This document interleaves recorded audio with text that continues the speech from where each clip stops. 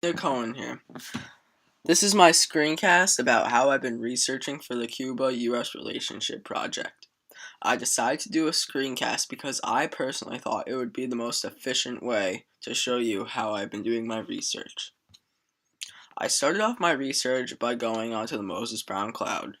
From here, I would open up my Google Drive, and then I would set up my bibliography. On my bibliography, I would first put down all the URLs and then give them a small description of what they entailed. For example, right here on my BBC article, I wrote timeline. That was because whenever I would open this up, or if I wanted to open this up, I would know that it gave a timeline about Cuba. I also made a separate document.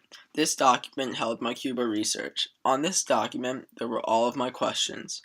There was, how has the relationship between the U.S. and this country changed over time? What is it currently?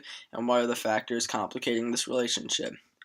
On this page, I would take all of the information that I've gotten from my multiple websites, and I would try to write down a more simpler way, and then I would try to write my answers with it. When I found all of my sources for this, I would look up different things. I would look up different keywords. So, for example, I would do Cuba-US timeline.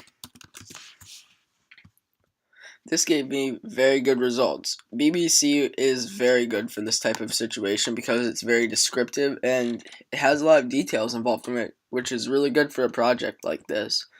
So I would go on websites like this, and then I would either not copy it, but I would look at it and I would analyze the data and see if I could make some sort of conclusive result in my head and then try to write it down in a simpler way to read.